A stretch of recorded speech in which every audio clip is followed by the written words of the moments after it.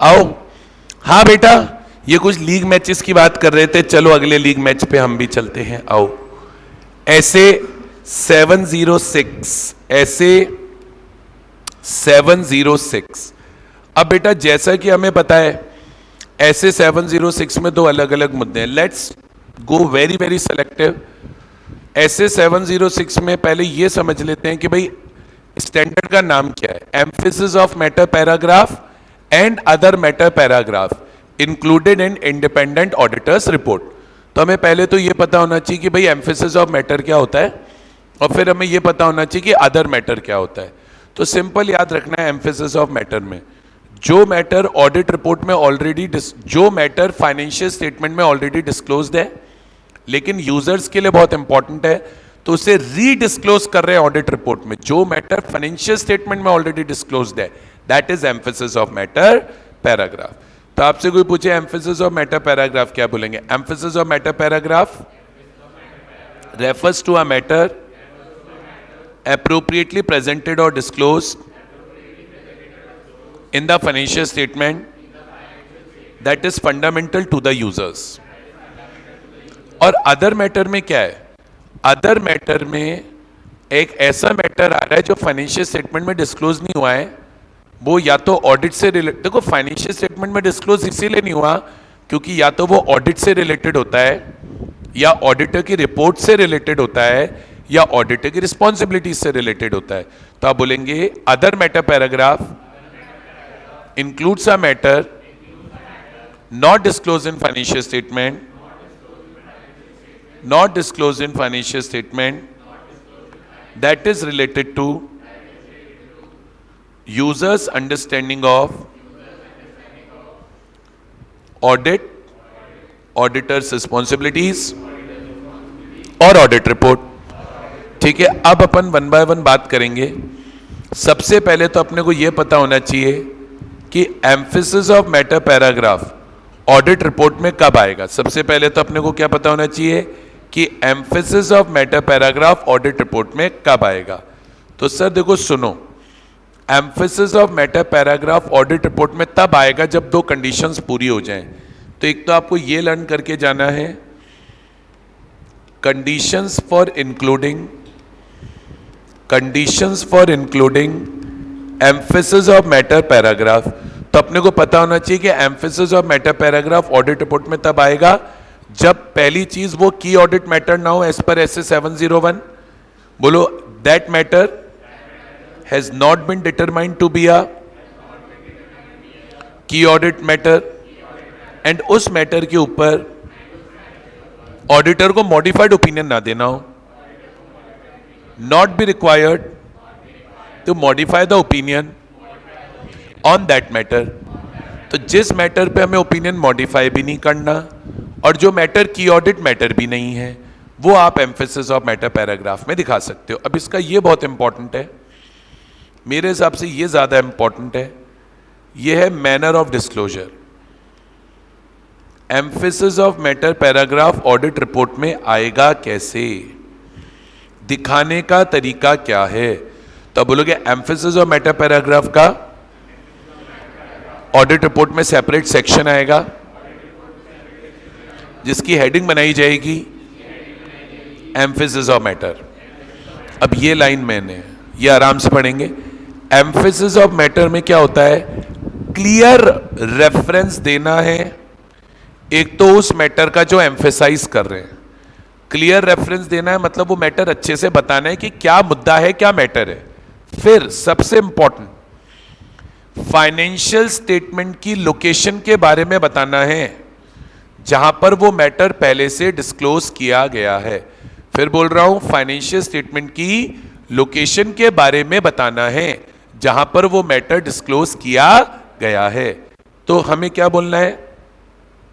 की audit, emphasis of matter paragraph audit report में separate section में आएगा under the heading of emphasis of matter. इस paragraph में क्लियर रेफरेंस देना है to the matter being emphasised, and auditor location बताएगा जहां पर ये मैटर फाइनेंशियल स्टेटमेंट में डिस्क्लोज्ड है, auditor will provide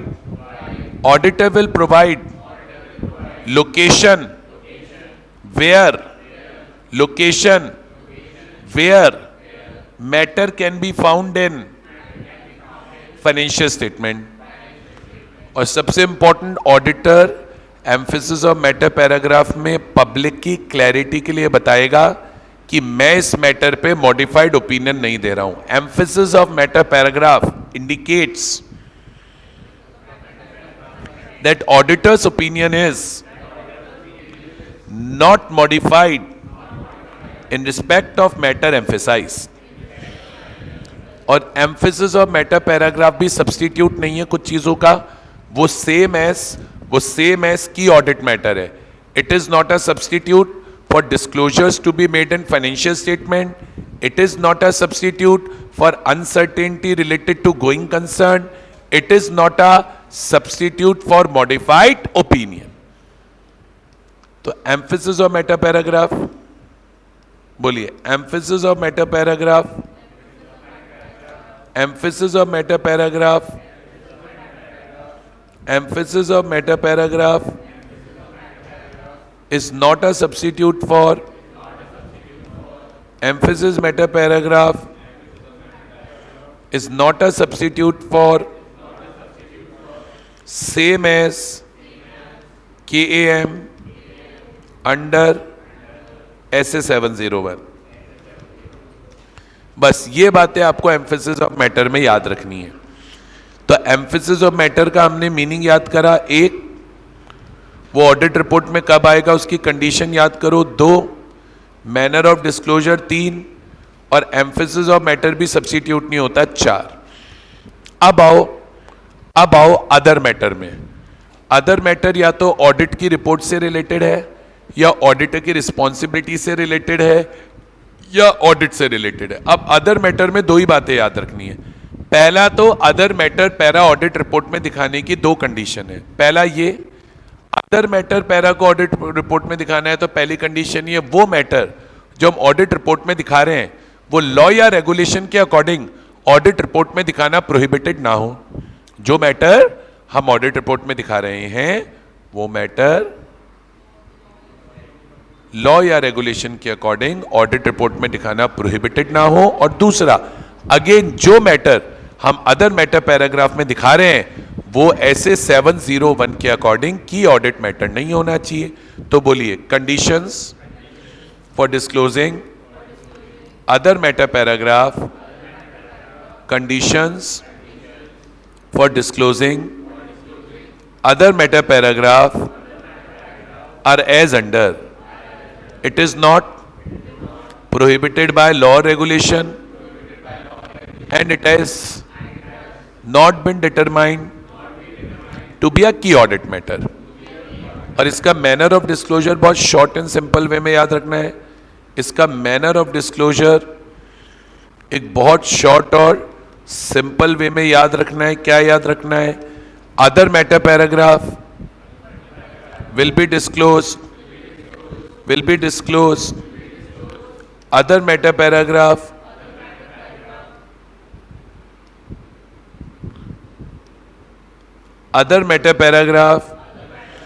will be disclosed in a separate section with the heading other matter. बस इतना ध्यान रखना है. ठीक है, बोली आती नहीं बात समझ में आई. तो ऐसे 700, 701, 705 एंड 706 हमने फिनिश किया. अब 700 की ही सीरीज में एक और स्टैंडर्ड आता है. 700 की ही सीरीज में एक और स्टैंडर्ड आता है. कौन सा आता है बेटा? 700 की सीरीज में आता है बेटा SA 710. फिर बोल रहा हूं 700 की सीरीज में आता है बेटा SA 710. SA 710 का क्या नाम है? Comparative information, corresponding figures and comparative financial statement. पहली चीज तो क्या, अगर प्रीसीडिंग ईयर का डेटा या प्रीसीडिंग ईयर के अमाउंट्स या प्रीसीडिंग ईयर के डिस्क्लोजर्स करंट ईयर के फाइनेंशियल स्टेटमेंट का पार्ट माने गए हैं, तो उसी को बोला जाता है कंपैरेटिव इंफॉर्मेशन। सबसे पहले कंपैरेटिव इंफॉर्मेशन क्या बोले? Comparative information refers to amounts and disclosures. Comparative information refers to amounts and disclosures included in financial statement with respect to one or more prior periods। अब इसमें अपने को दोनों पे अलग अलग बात करनी है। अब अपने को पता होना चाहिए कि कंपैरेटिव इंफॉर्मेशन दो टाइप की होती है। अपने को पता होना चाहिए कि कंपैरेटिव इंफॉर्मेशन दो टाइप की होती है। सबसे पहले हम बात करेंगे किस पे? कॉरेस्पॉन्डिंग फिगर्स पे। जब कॉरेस्पॉन्डिंग फिगर्स पे बात हो जाएगी, जब किस पर बात हो जाएगी? कॉरेस्पॉन्डिंग फिगर्स पर बात हो जाएगी, then we will talk about comparative financial statements. तो आप क्या बोलेंगे? कंपैरेटिव इंफॉर्मेशन दो तरह की होती है, एक तो कॉरेस्पॉन्डिंग फिगर्स और एक कंपैरेटिव फाइनेंशियल स्टेटमेंट। अब कॉरेस्पॉन्डिंग फिगर क्या होते हैं?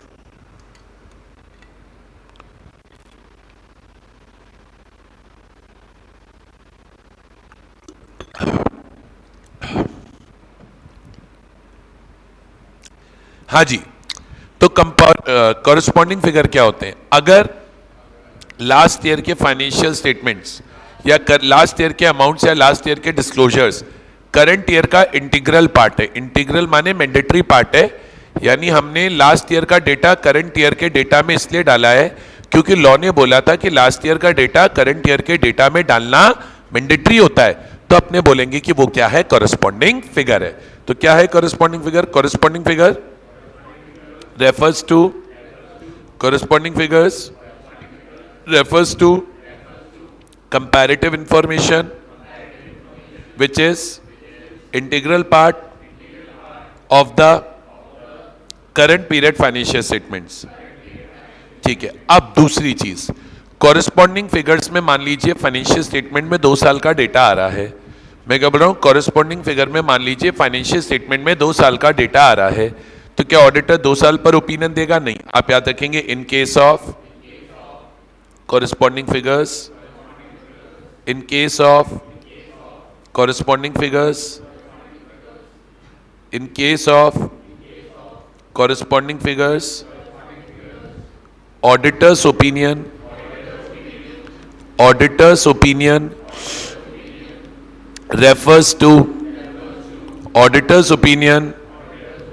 refers to current period only.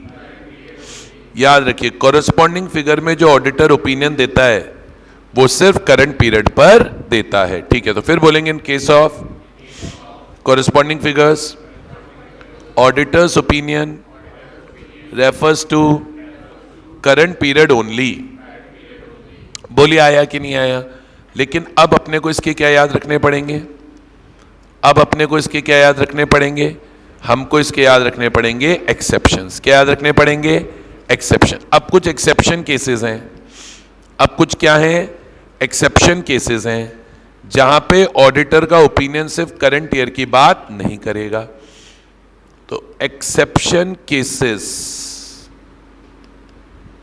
Where opinion does not refer to current period only।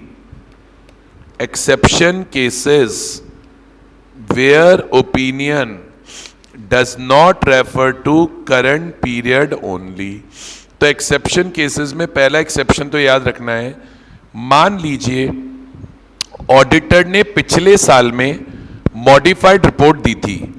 अब जिस मैटर की वजह से पिछले साल में मॉडिफाइड रिपोर्ट दी थी, अगर वो मैटर करंट ईयर में रिजॉल्व नहीं हुआ, वो मैटर करंट ईयर में ठीक नहीं हुआ, तो फिर करंट ईयर में ऑडिटर को ओपिनियन करंट ईयर पे भी देना पड़ेगा और प्रायर पीरियड यानी कॉरेस्पॉन्डिंग फिगर पे भी देना पड़ेगा। तो पहला केस क्या याद रखोगे? Auditors report in prior period, auditor's report in prior period was modified, auditor's report in prior period was modified, and the subject matter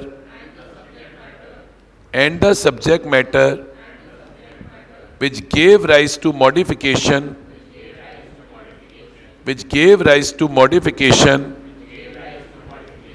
remains unresolved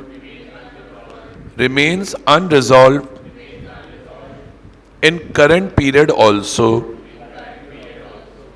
ठीक है, एक एक्सेप्शन केस तो ये याद रखेंगे। दूसरा एक्सेप्शन केस ये याद रखेंगे कि प्रायर पीरियड के ऑडिटर ने तो अनमॉडिफाइड रिपोर्ट ही दे दी। प्रायर पीरियड के ऑडिटर ने तो अनमॉडिफाइड रिपोर्ट ही दे दी, लेकिन जब हम करंट ईयर में ऑडिट करने गए तो हमें प्रायर पीरियड में क्या मिल गए? मिस स्टेटमेंट्स मिल गए। तो फिर हमें प्रायर पीरियड पर भी ओपिनियन देना पड़ेगा। तो आप बोलोगे auditor obtains an evidence of existence of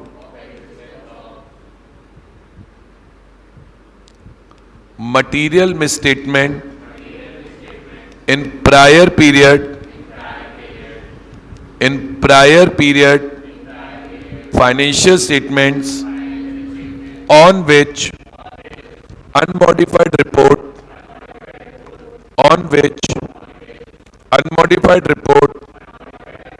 was issued by prior period auditor।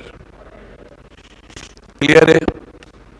अच्छा, इसमें ही दो बातें और याद रखनी है कि अगर प्रायर पीरियड के फाइनेंशियल स्टेटमेंट अनऑडिटेड है तो हमें अपनी ऑडिट रिपोर्ट में अदर मैटर पैराग्राफ डालना है, और ये दोनों केस में डालना है, कॉरेस्पॉन्डिंग फिगर में भी और कंपैरेटिव फाइनेंशियल स्टेटमेंट में। ये बात दोनों के लिए कॉमन है।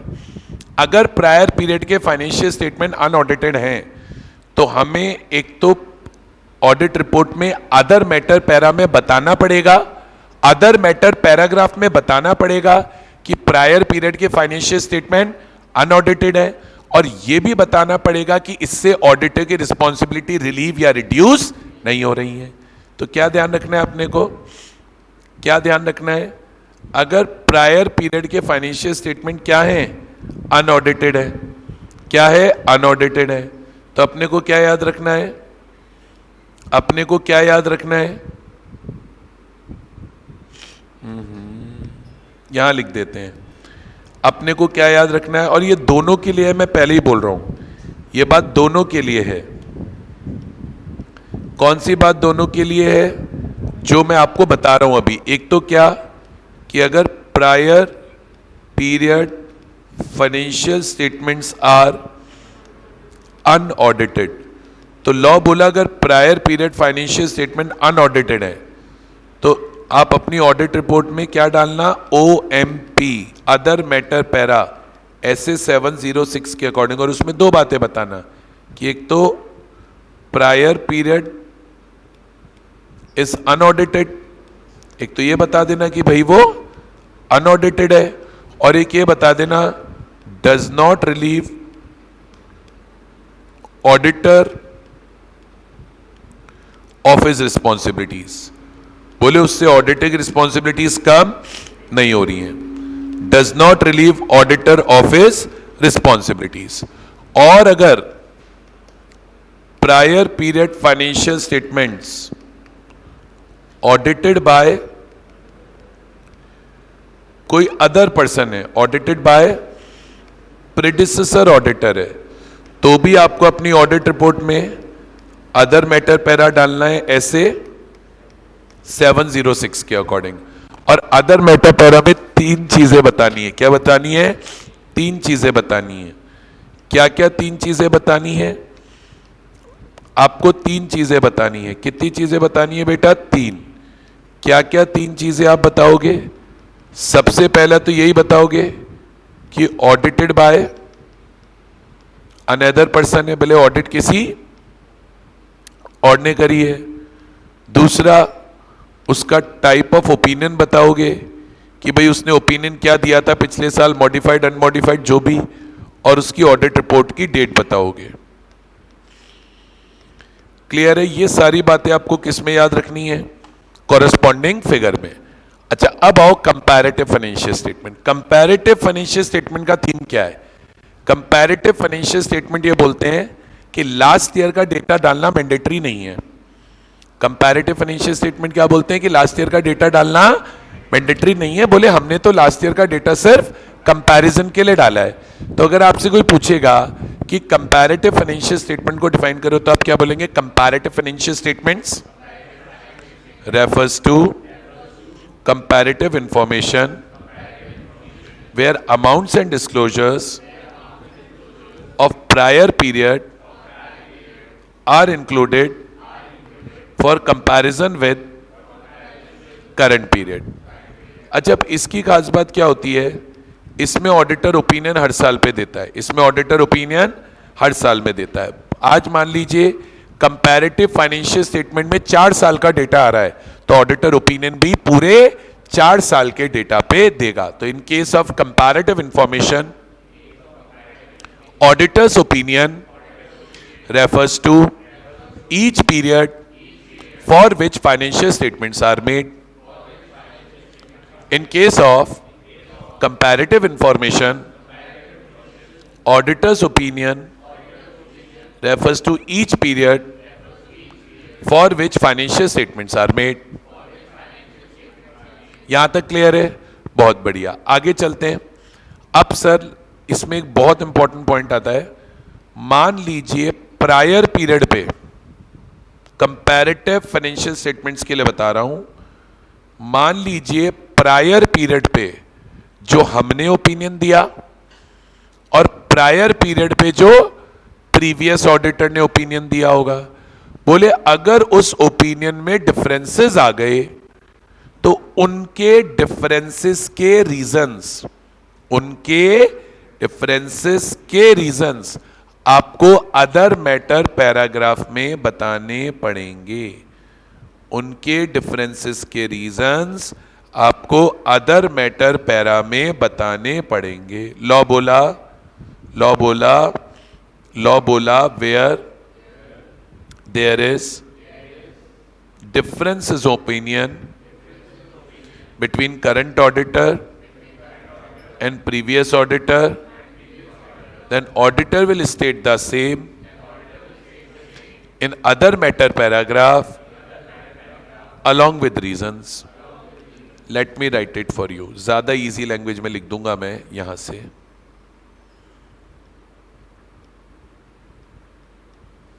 ठीक है, तो मैं आपको लिख के देता हूं। क्या याद रखना है? डिफरेंस ऑफ ओपिनियन आ रहा है तो क्या बताने पड़ रहे हैं? रीजन बताने पड़ रहे हैं कि भाई साहब डिफरेंस ऑफ ओपिनियन आया तो क्यों आया। तब क्यों बोलेंगे? If opinion expressed in prior period, if opinion expressed in prior period differ from opinion expressed on prior period in current year, then auditor will state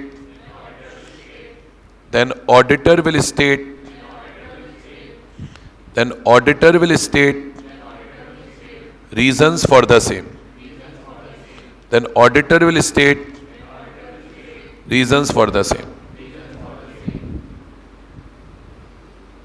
in OMP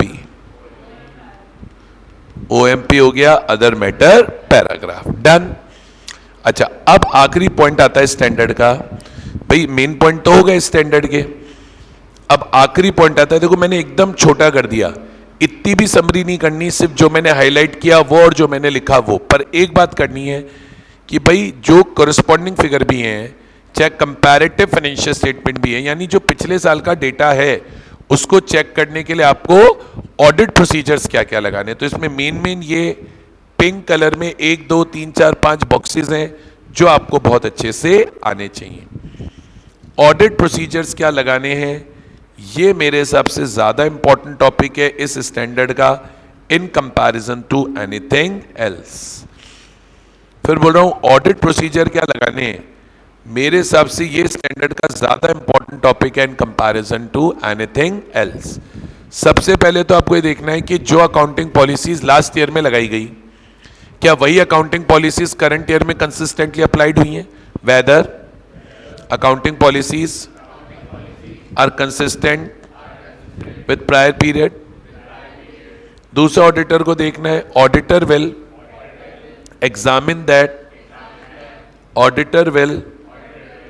examine that changes in accounting policies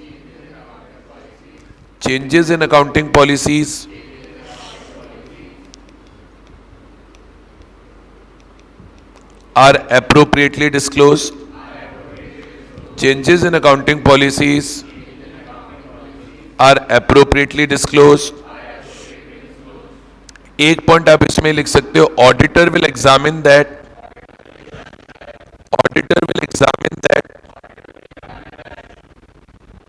if there is any, एक second भाई मेरा writing pad ही चला गया।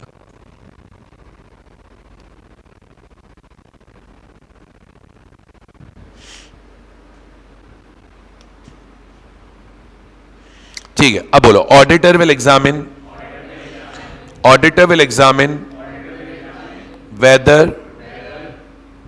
Weather comparative information contain any material misstatement and evaluate the possible impact on the financial statement. देख लो उसमें कोई material misstatement है क्या और उसका इंपैक्ट इवेल्युएट कर लो कंपैरेटिव इंफॉर्मेशन पे। ठीक है, एक आपको याद है WR लेना है, इसमें एक पॉइंट है WR का कि मैनेजमेंट से WR ले लो with respect to comparative information. तो auditor will obtain written representation from management regarding all periods referred in comparative financial statements। यहां तक क्लियर है क्या? कंपैरेटिव फाइनेंशियल स्टेटमेंट बोल लो, कंपैरेटिव इंफॉर्मेशन बोल लो, कहीं कोई दिक्कत नहीं है। बोलो आ रहा है नहीं आ रहा? बस मेरे हिसाब से 4-5 पॉइंट भी आप याद रखोगे तो चलेगा। ये मेन बातें हैं जो SS 710 में आपको आनी चाहिए। अब यहां पर आकर SS 700 की सीरीज तो होती है फिनिश्ड। अब सर आता है SS 600। कौन सा ऐसे आता है? SS 600। SS 600 क्या है? Using the work of another auditor. अब ये सारांश में हाईली इनसफिशिएंट है। इंस्टीट्यूट ने सारांश में इसके ऊपर बहुत ज्यादा बातें नहीं करी हैं, लेकिन हमको तो करनी पड़ेगी। तो हम अपनी तरफ से इसकी एक शॉर्ट समरी बना लेते हैं। किसकी शॉर्ट समरी बना लेते हैं? SS 600 की। आइए, SS 600 है using the work of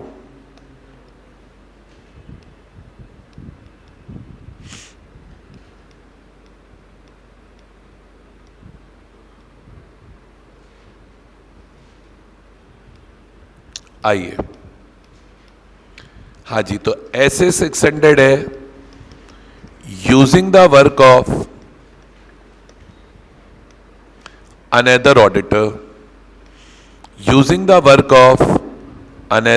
auditor. तो देखो, अब इसमें अपने को कुछ मैटर्स पर क्लैरिटी चाहिए। मैं बोल रहा हूं इस पे कुछ मैटर्स पे अपने को क्लैरिटी चाहिए।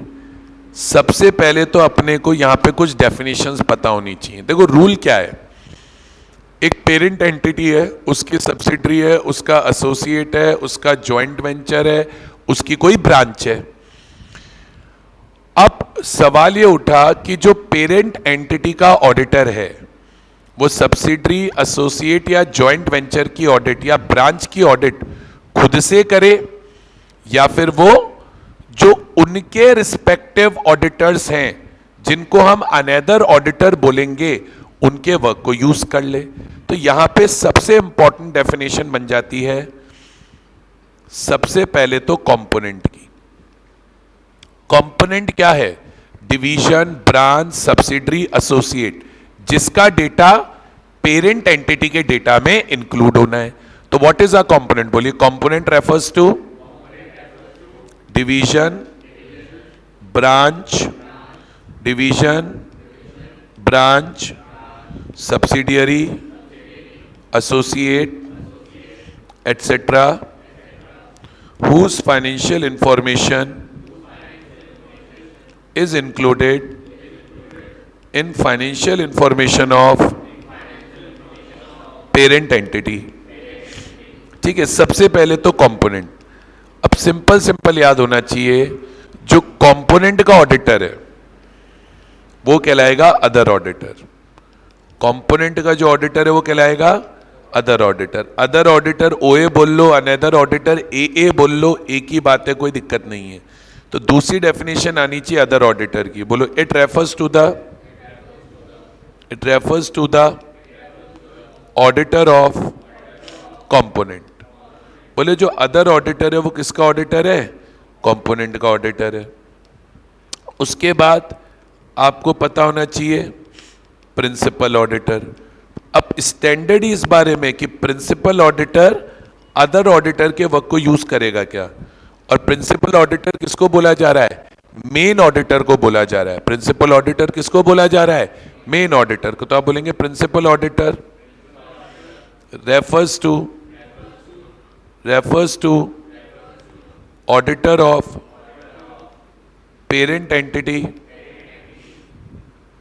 whose financial information include financial information of component।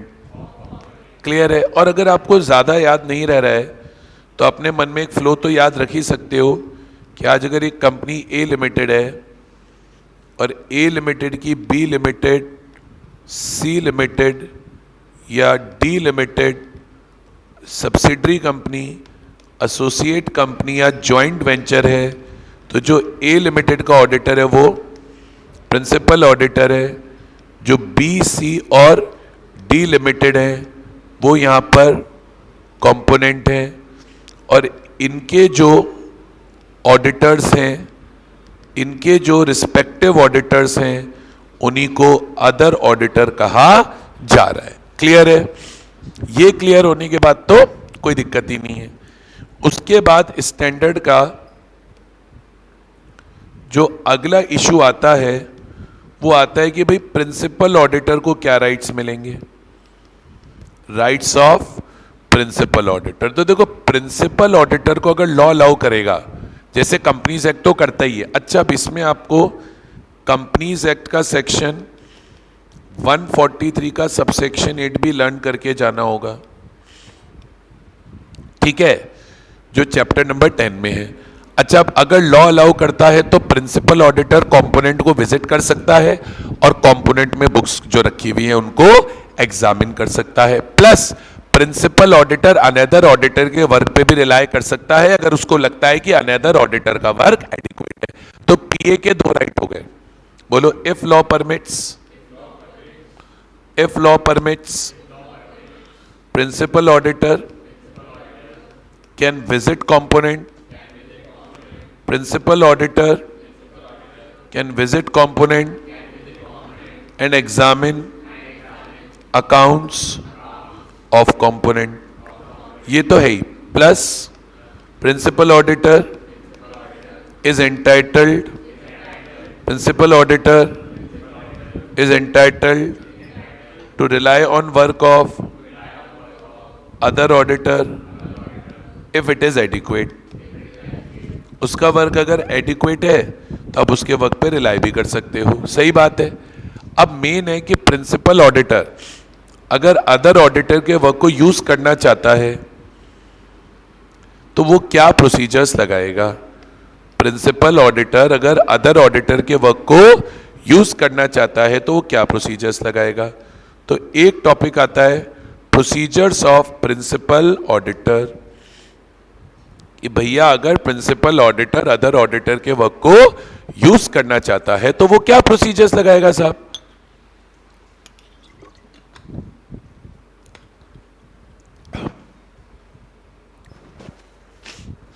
तो देखिए लॉ ये बोला सबसे पहले अगर प्रिंसिपल ऑडिटर अदर ऑडिटर के वर्क पे यूज करना चाहता है तो प्रिंसिपल ऑडिटर को इन्फॉर्म करना होगा अदर ऑडिटर को। प्रिंसिपल ऑडिटर को इन्फॉर्म करना होगा अदर ऑडिटर को। एक तो उन मैटर्स के बारे में जिन पे ज्यादा ध्यान देना है, मैटर्स रिक्वायरिंग स्पेशल कंसिडरेशन, जिन मैटर्स पे ज्यादा ध्यान देना है। दूसरा, प्रिंसिपल ऑडिटर अदर ऑडिटर को एक टाइम टेबल बता दे कि ऑडिट किस टाइम टेबल के अकॉर्डिंग होनी है, और एक उसको बोलेगा कि तू यार इंटर कंपोनेंट अगर कोई ट्रांजैक्शन हुए ना तो उनको आइडेंटिफाई कर लेना। प्रिंसिपल ऑडिटर अदर ऑडिटर को क्या बोलेगा कि यार कोई इंटर कंपोनेंट ट्रांजैक्शन हुए तो उसको डिवाइड कर लेना। दूसरा, प्रिंसिपल ऑडिटर एडवाइस करेगा अदर ऑडिटर को अबाउट कोई भी मेन लीगल रिक्वायरमेंट जो ऑडिट में चेक होनी है। एडवाइस करेगा अदर ऑडिटर को about significant accounting and auditing requirements, inform करेगा about significant accounting and auditing requirements जिनको ध्यान में रख के अदर ऑडिटर को अपनी क्या करनी पड़ेगी, ऑडिट करनी पड़ेगी। फिर लॉ ये भी बोल रहा है कि प्रिंसिपल ऑडिटर रिव्यू कर लेगा कि अदर ऑडिटर ने ऑडिट करने के लिए प्रोसीजर्स क्या लगाए। तो प्रिंसिपल ऑडिटर में रिव्यू, प्रिंसिपल ऑडिटर में review procedures applied by other auditor. अब वो रिव्यू करने के दो तरीके हैं, वो रिव्यू करने के दो तरीके हैं, या तो उससे उसके प्रोसीजर्स की रिटर्न समरी ले लो, रिटर्न समरी ले लो ऑफ अदर ऑडिटर प्रोसीजर्स, या उससे क्वेश्चनियर भरवा लो और क्वेश्चनियर चेक कर लो। तो एग्जामिन कर लो, एग्जामिन कर लो कंप्लीटेड क्वेश्चनियर, एग्जामिन कर लो, एग्जामिन कर लो कंप्लीटेड क्वेश्चनियर।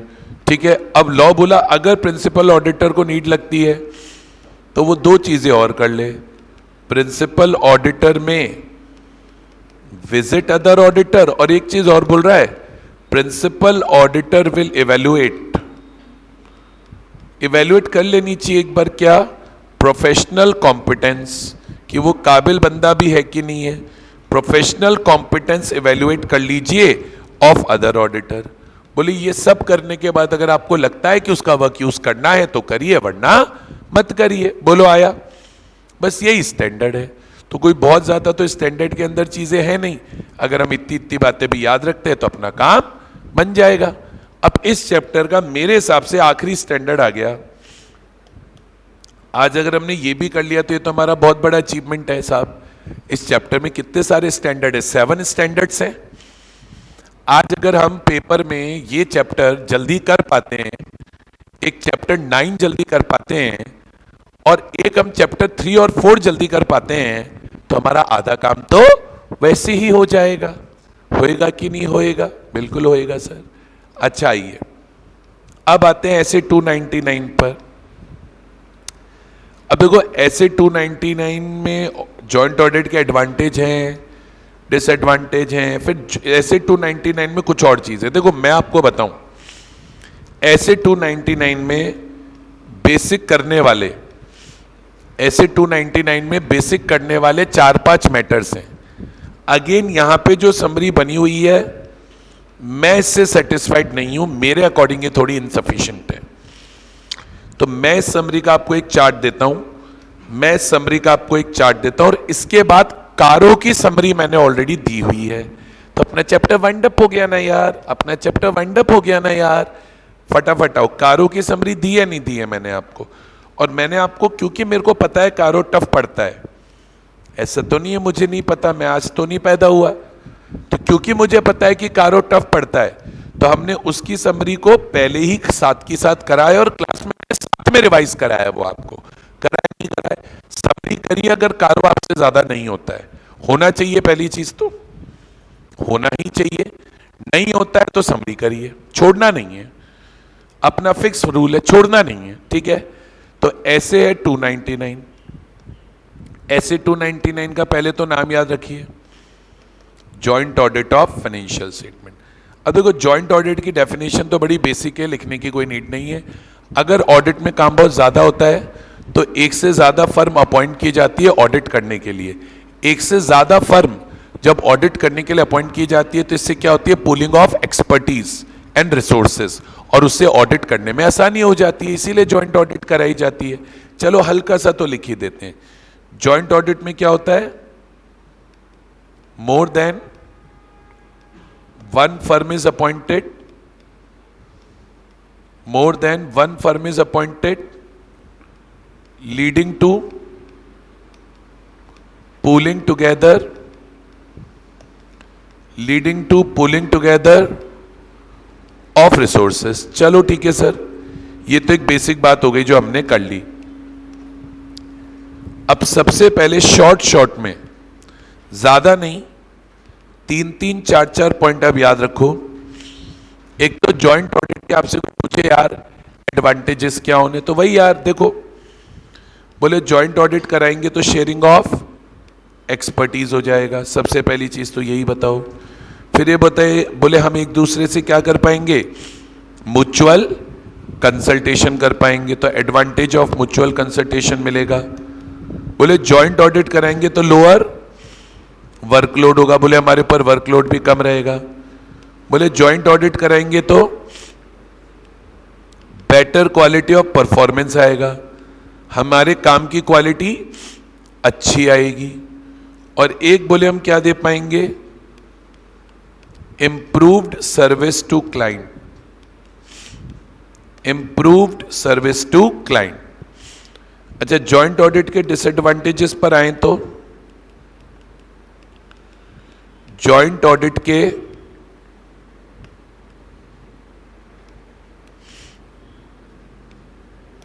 डिसएडवांटेजेस पर आए तो देखो यार, फीस तो शेयर करनी है भाई, जब काम शेयर होगा तो फीस भी शेयर होगी। एक होता है एक दूसरे से भिड़ जाती है फर्म में, साइकोलॉजिकल प्रॉब्लम, बोले मैं बड़ा तू बड़ा, सुपीरियोरिटी कॉम्प्लेक्स, ये सब चीजें आ जाती हैं, आती हैं यार। जैसे जैसे आदमी बड़ा होता जाता है उसको लगता है वो तोप हो गया, तो साइकोलॉजिकल प्रॉब्लम तो आती ही है। जो धरती से जुड़ा रहता है वो आगे बढ़ता है साहब, देखो जिंदगी का उसूल है, पेड़ है कब तक बढ़ रहा है, जब तक जमीन से जुड़ा है, जिस दिन काट दोगे बढ़ना बंद हो जाएगा, यही जिंदगी का उसूल है साहब। तो साइकोलॉजिकल प्रॉब्लम आनी नहीं चाहिए, आएगी तो आएगी साहब। जनरल सुपीरियोरिटी कॉम्प्लेक्स आ जाता है कि बोले हम तो लड़ मरेंगे, जाओ, ठीक है। और एक लैक ऑफ कोऑर्डिनेशन भी रहता है, कौन बात करे ना यार एक दूसरे से, कौन कोऑर्डिनेट करे। दोनों टीचर साथ आ गए पढ़ाने, बच्चे युद्ध देख रहे हैं, बोले कौन जीतेगा, आओ चलो आगे चलते हैं। अच्छा, अब जॉइंट ऑडिट का जो प्लान बनता है किसका साहब, ये इंपॉर्टेंट है। मैंने क्या कहा, इसमें 3-4 मुद्दे हैं, फटाफट कर लेते हैं। तो लॉ बोला जॉइंट ऑडिट ना प्लान बना के करो साहब, जॉइंट ऑडिट ना प्लान बना के करो साहब। तो जॉइंट ऑडिट के जो प्लान रहते हैं, अब उसमें मेन है कि फैक्टर्स क्या कंसिडर करने हैं। तो एक तो डिवीजन ऑफ ऑडिट एरियाज देखो कि वर्क कैसे कैसे डिवाइड हुआ है, उसके अकॉर्डिंग अपना प्लान बनाओ। दूसरा, ऑडिट का ऑब्जेक्टिव देख लो, ascertain the reporting objective of engagement. Audit का ऑब्जेक्टिव देख के ही ज्वाइंट ऑडिट करो, उसका ऑब्जेक्टिव देखे बिना ज्वाइंट ऑडिट मत करो। एक, आप वो फैक्टर्स आइडेंटिफाई करो, factors that are significant in directing, factors that are significant in directing engagement, team effort, ये सारे फैक्टर आप याद करो, ऐसे 300 में भी पढ़े थे कि क्या क्या चीजें अपने को देखनी चाहिए स्ट्रेटेजी या प्लान बनाते वक्त। एक है consider the results of preliminary engagement activity, और लास्ट पॉइंट है ये भी देखो कि ऑडिट करने के लिए आपको क्या nature, timing and extent of resources चाहिए। इनको देखते हुए जॉइंट ऑडिट का प्लान अपना बनना चाहिए। अब दो मुद्दे मेन है, जॉइंट ऑडिटर की रिस्पॉन्सिबिलिटी जॉइंट है या जॉइंट ऑडिटर की रिस्पॉन्सिबिलिटी सेपरेट है। तो देखो यार, मुद्दा यह है कि जनरल में तो जो जॉइंट ऑडिटर्स होते हैं, उनकी रिस्पॉन्सिबिलिटी जॉइंट ही होती है, कुछ सर्टेन मैटर्स पे। अदरवाइज तो वो वर्क डिवाइड कर लेते हैं, तो रिस्पॉन्सिबिलिटी सेपरेट होती है। तो याद कैसे रखोगे? बोले जो मैटर डिवाइड कर लिए उस पे तो सेपरेट रिस्पॉन्सिबिलिटी है, उसके अलावा 6 मैटर है जहां ज्वाइंट है। कौन से 6 मैटर है वो हम पढ़ते हैं। सबसे पहले तो क्या याद रखनी है? सेपरेट रिस्पॉन्सिबिलिटी है जॉइंट ऑडिटर्स की फॉर मैटर्स डिवाइडेड। जो मैटर्स उन्होंने आपस में क्या कर लिए? डिवाइड कर लिए। इजी लैंग्वेज में याद रखो। फिर अपने को याद रखना है कि भाई साहब जॉइंट रिस्पॉन्सिबिलिटी कहां कहां है। तो आपसे कोई पूछे भाई साहब जॉइंट रिस्पॉन्सिबिलिटी कहां कहां है, तो बोले जो वर्क डिवाइड नहीं किया, वर्क नॉट डिवाइडेड। बोले डिवाइड नहीं करेंगे, मिलके लड़ेंगे। और कहां जॉइंट रिस्पॉन्सिबिलिटी है? बोले जो मैटर डिवाइड नहीं किया उनकी प्लानिंग करने के लिए, planning of matters not divided, ऊपर वाले से रिलेटेड हो गया। अच्छा, और कहां जॉइंट रिस्पॉन्सिबिलिटी है? बोले एक जॉइंट ऑडिटर को अगर कोई मैटर दूसरे जॉइंट ऑडिटर के थ्रू पता चलता है, matter brought into notice of one joint auditor by other joint auditor. Clear है? तो उस पे भी क्या है? जॉइंट रिस्पॉन्सिबिलिटी है। और कहा जॉइंट रिस्पॉन्सिबिलिटी है कि फाइनेंशियल स्टेटमेंट्स कंप्लाई करें। बोलो financial statements comply with relevant statutes. Financial statement statute से कंप्लाई कर रहे नहीं करे। उसी तरीके से जॉइंट रिस्पॉन्सिबिलिटी क्या है? For presentation and disclosure, for presentation and disclosures in financial statement as per FRF। और last audit report comply with audit report comply with relevant statutes. बोले ये तो वो मैटर हो गए जहां पे इनकी रिस्पॉन्सिबिलिटी जॉइंट है। और लास्ट आखिरी इशू जो मेन इसमें अपने को ध्यान रखना है मेरे हिसाब से, कि जॉइंट ऑडिटर्स अपनी अलग अलग रिपोर्ट देते हैं या जॉइंट रिपोर्ट देते हैं, क्या होता है? तो जॉइंट ऑडिट की रिपोर्ट कैसे बनती है? जॉइंट ऑडिट की रिपोर्ट कैसे बनती है? तो अपने को पता होना चाहिए क्या सर, कि वैसे तो कॉमन रिपोर्ट बनाते हैं, वैसे तो सर कॉमन ऑडिट रिपोर्ट ही बनाते हैं, लेकिन अगर एक जॉइंट ऑडिटर दूसरों से अग्री नहीं है तो सेपरेट रिपोर्ट भी दे सकता है, कोई प्रॉब्लम नहीं है साहब। Joint auditor not agreeing with others, जो दूसरों से अग्री नहीं है, नॉट अग्रीइंग विद अदर्स में इशू आ सेपरेट रिपोर्ट। बोले जो दूसरों से अग्री नहीं वो अपनी अलग रिपोर्ट दे दे भाई, और तो क्या है, जा दे दे अलग रिपोर्ट। और एक आखिरी चीज क्या याद रखनी है? एक दूसरे की रिपोर्ट में एक दूसरे की रिपोर्ट का रेफरेंस आएगा, तो refer to each other's audit report. जैसे आज मैं और परिधि ज्वाइंट ऑडिटर है और हमने अलग अलग रिपोर्ट दी है, तो मेरी रिपोर्ट में परिधि की रिपोर्ट के बारे में, परिधि की रिपोर्ट में मेरी रिपोर्ट के बारे में बताना पड़ेगा। खत्म सर, खत्म सर, खत्म। सारे स्टैंडर्ड खत्म हो गए। इस चैप्टर में टोटल 7 स्टैंडर्ड्स थे और बहुत अच्छे से किए हैं। ऐसा नहीं है कि बहुत प्लेन कर लिया, बिल्कुल ऊपर ऊपर से कर लिया, नहीं। मैंने काफी चीजें डेप्थ में बता दी हैं, जो आप करोगे तो मुझे लगता है पेपर में काम बनेगा। ऐसे 299 हमारा हुआ, ऐसे 600 हमारा हुआ। ये दो के हमने सेपरेट चार्ट बनाए क्योंकि सारांश में थोड़ा सा इनसफिशिएंट है। फिर सारांश में भी जहां जहां थोड़े बहुत अपडेशन मुझे चाहिए थे कि मैं कर देता हूं, मैं लिख देता हूं, मैंने कर दिए। Now it should suffice for exams. Clear है? बोलिए। कंक्लूड करते हैं revision of chapter number 8 plus मैं आपको फिर बोल रहा हूं, कारो का रिवीजन हमने ऑलरेडी एक बार किया हुआ है विद द समरी।